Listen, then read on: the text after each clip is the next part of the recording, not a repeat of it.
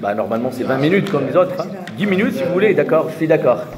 Allons-y, ne perdons pas de temps alors. Ne perdons pas de temps. Bon, on était avec un grand philosophe existentialiste ce matin, Jean-Paul Sartre. Je pensais à Jean-Paul Sartre. Il faut dire que c'est l'effet aussi du repas qui était très copieux.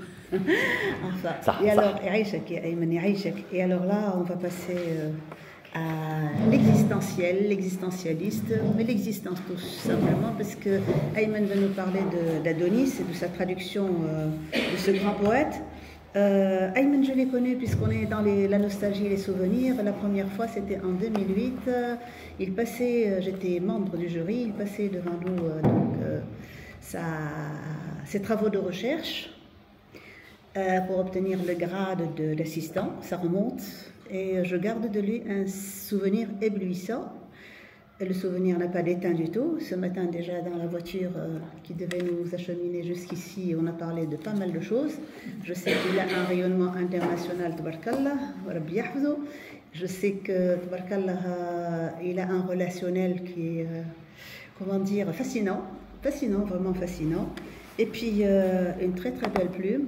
Et puis, il m'a fait l'honneur et le plaisir de me dédicacer un ouvrage qui vient de paraître.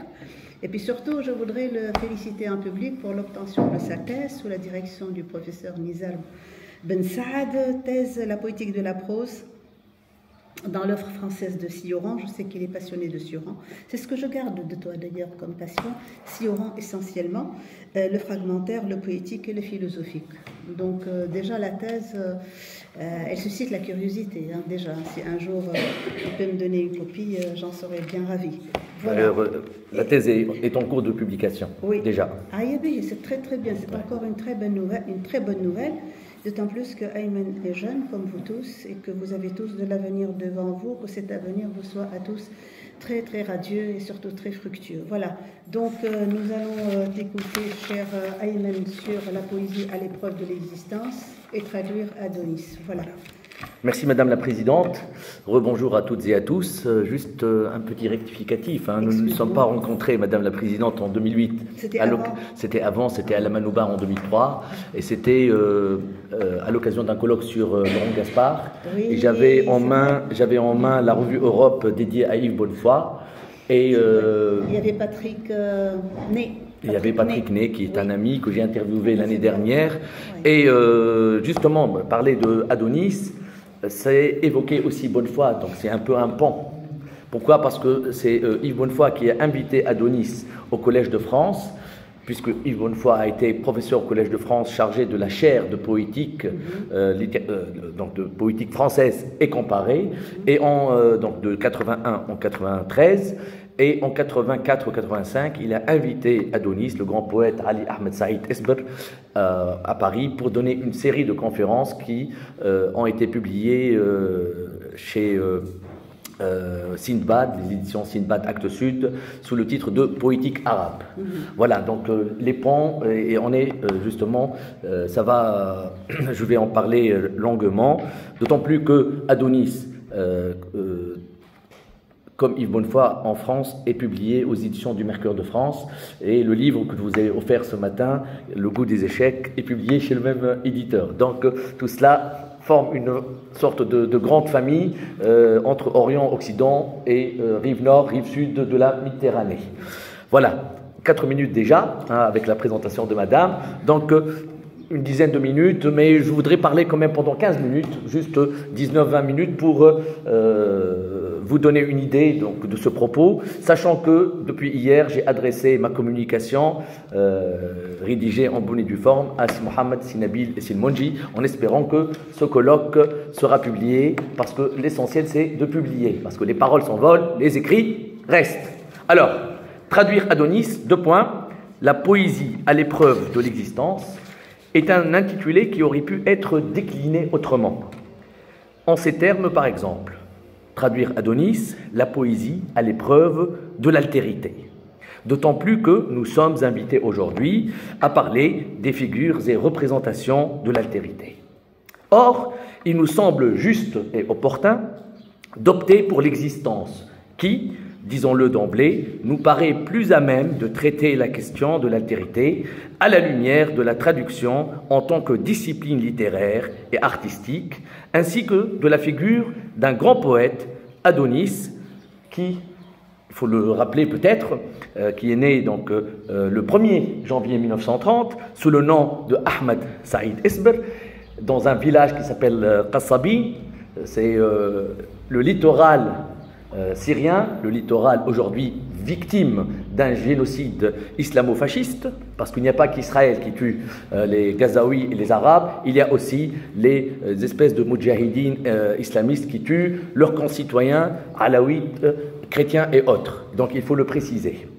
Et donc Adonis est considéré déjà depuis les années 70 comme l'un des plus grands poètes arabes, bien sûr, mais universels, lauréat de je ne sais combien de titres de docteur honoris causa, de prix internationaux. C'est vraiment, rien que le journal The Guardian dit que Adonis est le plus grand poète aujourd'hui. Littéralement, pas arabe, pas européen. Il est universellement reconnu comme le plus grand poète vivant, non seulement parce qu'il a 95 ans, mais parce que justement, il est à cheval sur plusieurs cultures. Il est né en Syrie, il est devenu libanais, aujourd'hui il est français, mais la parole d'Adonis, et on va l'entendre, est universelle. Nous souhaitons toutefois insister sur la locution à l'épreuve 2, on va faire un peu d'analyse avec nos étudiants, qui, d'après le dictionnaire de l'Académie française, signifie, je cite, « fait pour résister à ». Car si beaucoup d'œuvres littéraires ont été conçues pour elles-mêmes, dans un but autotélique, c'est-à-dire on écrit pour soi, l'œuvre s'écrit pour elle-même, des fois sans l'intention d'être lue et partagée par d'autres personnes, la traduction, quant à elle, et pour citer le titre de Joachim du Bellay, il est là, derrière, là, le poète donc des regrets, c'est une défense et illustration de l'altérité. Vous savez que du Bellay est l'un des pères fondateurs de la langue française. Il a théorisé la question à travers cet ouvrage magnifique qui s'appelle Défense et illustration de la langue française. Et du Bellay, comme Ronsard, etc., ont appuyé leur francité sur le latin et le grec pour justement aboutir à cette renaissance. Donc si vraiment la traduction a un sens, ben, elle a un sens merveilleux parce qu'elle fait passer une œuvre écrite par un auteur à un public, généralement un public pluriel, à travers et dans une autre langue et une autre culture. Donc c'est vraiment l'altérité et la traduction rime naturellement et spontanément, et c'est quelque chose de merveilleux pour nos étudiants parce qu'en Tunisie, ici à l'Institut des langues de Mouknine, avec Ibn Sharaf, je crois, on a l'un des rares départements de traduction. D'accord ? Alors, la traduction n'est-elle pas de fait l'intermédiaire par lequel nous assistons naturellement à la transmission d'une œuvre et bien sûr d'un auteur à un ou plusieurs lecteurs, qui plus est dans une langue et une culture étrangère, ou faut-il dire autre, et je souligne avec l'italique le mot autre au pluriel. C'est cette altérité que nous voudrions explorer ici, entre Adonis, sa vie, son œuvre, ses traductions du français vers l'arabe, du théâtre complet de Jean Racine, il est là, Racine, aux œuvres complètes d'Yves Bonnefoy. Vous voyez, Adonis, donc, il a traduit les œuvres complètes de l'un des plus grands, Racine, et d'Yves Bonnefoy, et on en parlait tout à l'heure avec madame, Yves Bonnefoy, qui, comme je l'ai dit, est considéré incontestable. D'ailleurs, jusqu'à sa mort, le 2 juillet 2016, on s'attendait à ce qu'il reçoive le prix Nobel de littérature, n'est-ce pas? Après, bon, c'est Le Clésio, c'est Modiano, par la suite Ernaud, c'est le roman qui a pris le dessus. Mais si on était dans les années 70-80, assurément, Bonnefoy aurait été prix Nobel parce que le temps était en faveur de la poésie. Maintenant, c'est le roman avec la mode internationale et avec l'effet de la culture anglo-américaine, si l'on veut. Voilà. Donc, en passant par, donc Racine, Yves Bonnefoy, en passant par celle de Saint John Perse, prix Nobel de littérature, grand poète, Anabase, Amer, et bien sûr Georges Hadi. Georges Hadi, qui est un poète surréaliste né à Alexandrie, mort à Paris, et qui a écrit une œuvre également reconnue par bonne foi. D'ailleurs, les œuvres complètes de Georges Hadi, Shehadeh en français, mais Shehadeh, c'est un orthodoxe alexandrin, Skandarani, comme il disait lui-même, préfacé par le grand Yves Bonnefoy. Donc tout cela, il y a un sens, hein, il y a, rien ne naît ex nihilo nihil, hein, il y a un sens à ces œuvres, à ces paroles qui se conjuguent et qui se trament pour justement donner une vision de la littérature et de la poésie. Et nos propres traductions de ces œuvres, de l'arabe vers le français bien sûr, j'ai nommé Jérusalem, Al-Quds, donc à l'origine, paru en 2012, il s'intitule Concerto Al-Quds, mais en français, on a retenu juste Jérusalem. Alors ça, c'est vraiment un poème que je vous invite à lire d'abord en arabe, puis en français, parce que c'est quelque chose. C'est un texte de 100 pages, mais Adonis a visité Jérusalem et il a écrit un texte archéologique sur Jérusalem, la ville, sa construction, poétiquement, et c'est à lire, d'autant plus qu'il invoque des figures ancestrales, bibliques, mais aussi arabes à travers Imru al-Qais, parce qu'on a des poèmes d'Imru al-Qais dans lesquels il évoque la ville de Jérusalem. Donc c'est à lire en arabe, puis avec plaisir je vous offrirai ma propre traduction en français. Syrie, un autre oreiller pour le ciel et la terre, Souria wisadatun wahidatun lis-sama'i wal-ard, dont je parlerai. Métamorphose, migration, le dernier. Alors, ça, métamorphose, migration, on a retenu juste 2 mots, parce que le titre exact, c'est... le titre est très très lent, il fait presque une page, et donc c'est le dernier volume paru en octobre dernier au Mercure de France, mais vous allez avoir tout ça, juste je déblaye le terrain. Avec ces 3 volumes publiés, j'ai traduit un certain nombre de grands textes, d'allocutions, par exemple, il a reçu le prix de la paix Erich Marie Remarque, celui qui a écrit Rien de nouveau à l'Ouest. Il a reçu le prix de Prince de Monaco, il a reçu, par exemple, avec Taha Hassin, il est le seul arabe à avoir reçu le doctorat honoris causa de l'université d'Athènes, ce qui est un honneur énorme avec de Gide, etc., était lauréat de ce titre. Et donc, il a écrit un texte sur la question, des textes sur le coronavirus, des poèmes inédits. Et donc, tout cela, je les ai rassemblés avec une étude qui s'intitule « Le nouveau bruit du temps », et c'est sur Adonis, avec ces textes inédits, donc en français.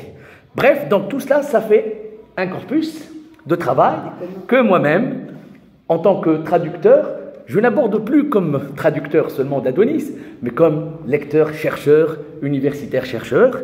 Donc voilà la problématique et le plan. Dès lors, 3 grands axes s'imposent à nous. D'abord, l'altérité de l'anecdotique à l'universel poétique, ou comment la vie devient ce que Rimbaud appelle la vraie vie. Là, j'explique en 2 mots. J'ai rencontré Adonis dans un cadre très très particulier, la foire du livre de Tunis, en mars 2015, il y a 10 ans exactement. C'était au lendemain des attentats du Bardo. Et j'ai vu sa, comment dire, sa peine, sa détresse, presque sa déshérence, pour citer André Duboucher, du lieu en déshérence aujourd'hui. N'est-ce pas? Voilà. Et donc publié aussi au Mercure de France. Et j'ai vu cet homme humainement, et je l'ai, en un mot, 2 mois avant cet événement, un ami qui vit à Lyon, Nizal Ayedi, m'a écrit, m'a sollicité, et on en a parlé tout à l'heure, pour me demander un prénom pour son fils, un prénom universel, soi-disant. Comme Alma. À l'époque, il n'y avait que Alma. J'ai dit Adonis, comme le poète Adonis. Je ne l'avais pas encore rencontré. Et donc, quand j'ai rencontré Adonis le 26 mars 2015, on a publié une photo sur les réseaux sociaux. Hein, on ne va pas faire de la pub. Hein. Donc, juste une photo pour dire qu'on est ensemble. D'ailleurs, c'était un premier contact exceptionnel parce qu'il savait qui j'étais. J'allais participer le lendemain à un colloque sur lui. J'étais le seul à parler en français. Je venais d'arriver des locaux de la Foire du Livre avec notre ami qu'on salue, Wassim Jdei. Et il nous a comme ça pris, parce qu'il est très chaleureux. Hein. Adonis, je vous le dis, hein, j'aurais aimé vous le passer via WhatsApp, mais avec tout ce qui se passe en Syrie, etc., le cœur n'y est pas en quelque sorte. Donc il vous salue et il a promis, hein, il dit qu'il viendra à Moknine à la première occasion. Il suffit de l'inviter et il viendra. Donc, j'espère que ça ne tombera pas dans l'oreille d'un sourd. Donc, voilà, le côté anecdotique, comment il devient poétique. Donc, ça, c'est le premier élément. Et donc, il y a eu un développement. Hein. Ensuite, nous aborderons quelques représentations de l'altérité à travers l'œuvre d'Adonis. Ici, nous devons préciser, ne serait-ce que par parenthèse, que son œuvre est aussi poétique que philosophique. Parce que quand on lit un poème d'Adonis, il y a de la philosophie. Et quand on lit de la prose écrite par Adonis, une analyse comme ça, Thabat al-Mutahawwal par exemple, c'est la prose d'un poète. C'est-à-dire qu'il est entre les deux et il porte deux étendards, en quelque sorte, deux flambeaux. Et c'est ce qui fait sa force. Hein. Donc c'est une langue très maîtrisée, très moderne. Ce n'est pas une langue morte, à l'agonie, non. C'est une langue... Et je vais vous donner des exemples. Hein. Enfin, la traduction en tant que telle de l'œuvre d'Adonis et de ses spécificités. Et là, 2-3 minutes pour vous donner un certain nombre d'idées. Bon, écoutez cela. Avec mes étudiants l'année dernière, on a étudié un certain nombre de textes et ça n'a pas vraiment bien marché parce que c'était un cahier de textes. Alors je préfère travailler sur des œuvres désormais. Parce que, quand on travaille sur des textes d'Adonis, des textes en prose de Ghassan Kanafin, etc., après on n'a pas de corpus et les gens sont perdus. Donc je préfère qu'ils aient une œuvre, comme ça ils peuvent lire 4-5 chapitres, ils travaillent sur ça et après ils n'ont plus ou pas de surprise à l'examen. Donc je préfère être méthodique. Ce n'est pas une vengeance, un examen. C'est une sorte de confirmation d'un travail. Or, dans un texte dédié à Salah Setiya, un grand poète, voilà, qui est décédé en 2020, il a écrit le texte avant sa mort, hein, je le dis, là c'est une confidence. Salah Setiya est mort en mai 2020. Adonis a écrit vers la mi-avril le texte pour préparer, ou se préparer à l'événement. Or, il dit dans ce texte, écoutez cela, في هذا العالم لا تعود الهوية تبدو كأنها تجيء من الماضي بوصفها إرثا بقدر ما تبدو انفتاحا على المستقبل أعني أنها تصبح بحثا وتساؤلا وابتكارا فالإنسان في هذا العالم يخلق هويته فيما يخلق فكره وعمله والنهاية التي تعمر notez bien تعمر جسم الإنسان مسكونة باللانهاية التي تعمر مخيلته وليست الذات إلا الآخر الذي هو أنت وفقا لعبارة أبي حيان التوحيدي الصديق آخر هو أنت. Je traduis. Dans ce monde, l'identité ne semble plus venir du passé en tant qu'héritage, mais elle paraît ouverture sur l'avenir. Je veux dire qu'elle devient recherche, questionnement et inventivité. C'est que l'homme, en ce monde, crée son identité pendant qu'il crée sa pensée et son travail. La finitude qui loge dans le corps, c'est loger dans, qui loge dans le corps de l'homme est habité par l'infini qui loge dans son imaginaire. Soi-même n'est que l'autre qui est toi-même. Selon l'expression d'Abu Hayyan al-Tawhidi, l'ami est un autre toi-même. Comment être sensible, ou plutôt insensible, à lapsus, pas révélateur, à cette formule empruntée au mystique musulman Abu Hayyan al-Tawhidi, qui, comme vous le savez, a vécu un siècle de 923 à 1023, donc le 11e siècle. Comment ne pas la lire, la relire et la relire encore en la comparant à, par exemple, d'éminents travaux contemporains dans la conquête de l'Amérique, la question de l'autre de Tsvetan Todorov. Étude d'une intelligence et d'un sérieux irréprochable, notamment grâce à la typologie qu'elle établit avec ses 4 topoi de l'altérité: découvrir, conquérir, aimer et connaître. C'est un texte important, il faut lire ce texte pour comprendre l'altérité, mais d'un autre point de vue. Ou encore Jacques Derrida, un peu mon dada en ces temps-ci, pour des raisons qui m'échappent, parce que je me suis rendu compte que j'ai découvert la philosophie grâce à Laure Adler et au Cercle de Minuit en 96. Et il a un peu débroussaillé les choses. Pour moi, le falsafa, dans la famille, c'est le l'ogre, c'est la bête noire de tout le monde pour le bac. Or, à l'âge de 15 ans, j'ai découvert Derrida qui parlait de philosophie, et j'en suis devenu fou, et j'ai raté ma vocation, je suis devenu professeur de français, mais après, pour moi, j'aurais dû faire philo. Après, il n'est jamais trop tard, je le fais d'une certaine façon, mais c'est cela. Or, Derrida écrit dans ce livre magnifique qui s'appelle Psyché, invention de l'autre, psyché ou psyché, si vous voulez, psyché, c'est mieux, parce que c'est la figure de la... Après, si on parle de concept, c'est psyché, si on parle de la figure, c'est psyché, voilà. Invention de l'autre, il écrit cette phrase, et après on peut, parce qu'on en est à la 20e minute, et juste 2 minutes pour conclure. Hein. La déconstruction la plus rigoureuse ne s'est jamais présentée comme étrangère à la littérature, ni surtout comme quelque chose de possible. Je dirais qu'elle ne perd rien à s'avouer impossible, et ceux qui s'en réjouiraient trop vite ne perdent rien pour attendre. Le danger pour une tâche de déconstruction, ce serait plutôt la possibilité, et de devenir un ensemble disponible de procédures réglées, de pratiques méthodiques, de chemins accessibles. L'intérêt de la déconstruction, de sa force et de son désir, si elle en a, c'est une certaine expérience de l'impossible, c'est-à-dire, j'y ferai allusion à la fin de cette conférence, de l'autre, de l'expérience de l'autre, comme invention de l'impossible, en d'autres termes, comme la seule invention possible.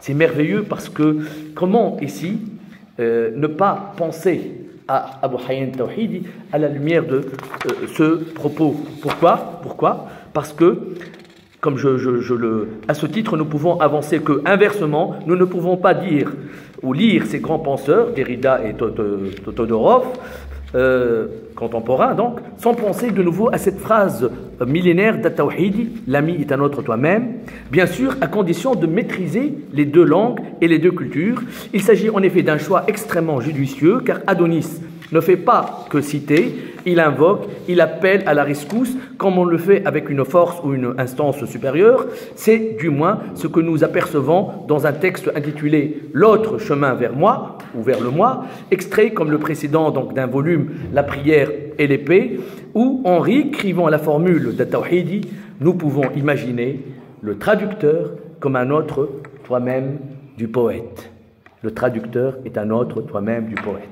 Voilà, vous avez le texte, on aura l'occasion d'en parler. Je cède la parole à ma camarade, au collègue. Bravo, Ayman. Parler de ses passions en 20 minutes, ça relève... Du prodige. Oui, de la prouesse, de l'exploit, voilà, c'est très très bien, d'autant plus qu'on a beaucoup appris sur... Oui, on a beaucoup appris sur ces passions-là, hein, c'est pas une passion près. Donc, on va passer à Salsabil Guider, que j'ai le plaisir...